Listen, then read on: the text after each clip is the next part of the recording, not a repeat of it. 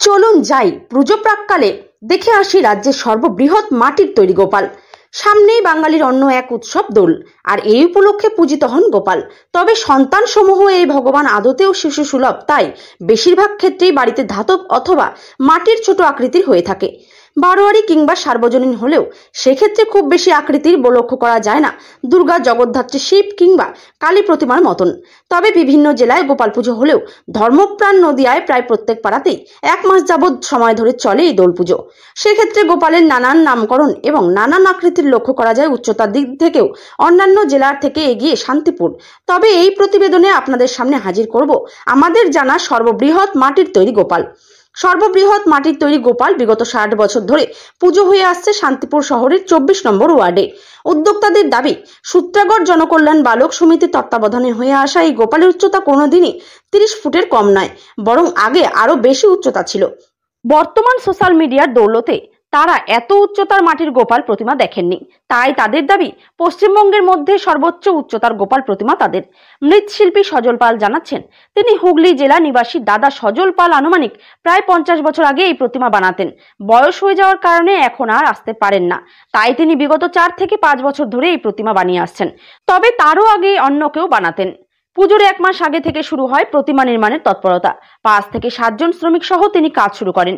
প্রথমে বাঁশের খাঁচা করে তার উপর বিচুলি, শুকনো কলা পাতা এ ধরনের নানা উপকরণ দিয়ে বেঁধে মাটির প্রলেপ লাগানো হয়। রং করা হয় হাতে এবং স্প্রে মেশিনে।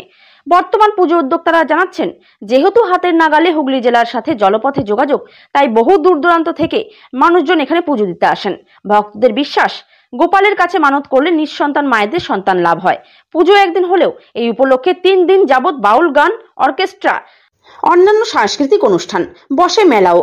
বর্তমানে জাতীয় সড়কের নির্মাণ সম্পূর্ণ না হওয়ার কারণে ভাগীরথী পেরিয়ে মালদা, মুর্শিদাবাদ, নদিয়ার সাথে হুগলি, কলকাতা, হাওড়ার যোগাযোগের প্রধান পথ এটি হয়ে দাঁড়িয়েছে।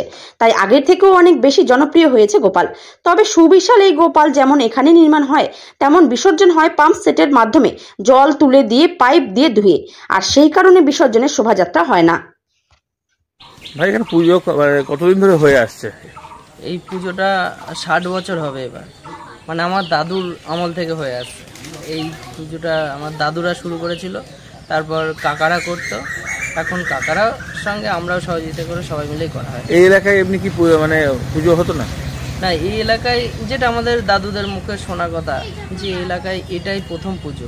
এই পুজো থেকে শুরু করে তারপরে আমাদের এই এলাকায় গোপাল এবং মানে সবচেয়ে বড় এটা। সেই 60 বছর ধরেই কি এরকম বড় হয়ে আসছে? হ্যাঁ, এরকম বড় হয়ে আসছে। আমরা তো ছোটবেলায় এর থেকেও বড় দেখেছিলাম, কিন্তু সময়ের অভাবে, আবার মানে পারিশ্রমিক যে লেবার, সেই অভাবে এখন তাও অনেকটা ছোট। আজকে যে যিনি বানাচ্ছেন তার দাদা এবং তিনি বানাচ্ছেন, তার আগে কি অন্য পাল বানাতেন? হ্যাঁ, তার আগে অন্য পাল বানাতেন। কোথাকার সেটা?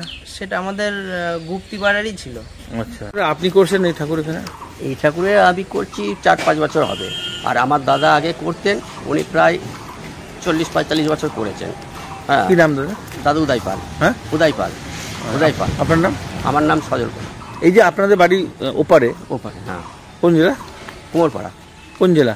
হুগলি জেলা। ওটা হুগলি, এটা নদিয়া। তো পার হয়ে এই যে যোগাযোগটা কিভাবে যোগাযোগ হয়েছিল? এখানে এক জায়গায় বিয়েতে এসেছিলেন মিষ্টি করতে। কে?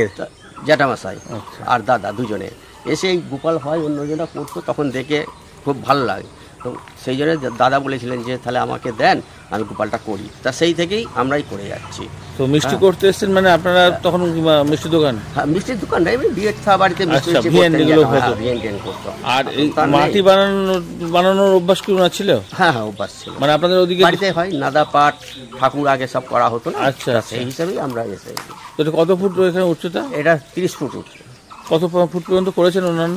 অন্যান্য আছে 18 ফুট আছে, 22 ফুট আছে। কি করেছেন? হ্যাঁ, সে জলধাত্রী আছে চন্দননগরে। আচ্ছা, চন্দননগরে জলধাত্রী। তো এই যে উচ্চতার ক্ষেত্রে এতখানি, তার জন্য তো আলাদা হচ্ছে মালসা ভোগ হয়। আরও মানে যারা বাইরের থেকে আসে তাদের বসে খাবার দেওয়া হয়, ভোগ দেওয়া হয়, মানে প্রত্যেকবারই হয়। আচ্ছা, কি মানে ভোগ? হ্যাঁ, ভোগ আর রান্না টান্না? হ্যাঁ, সব এখানটাই। এই যে মানুষজন পাড়ার যারা আছেন, তারা কি খাওয়া দাওয়া সব একসাথে? হ্যাঁ, সব একসাথে করে। আচ্ছা।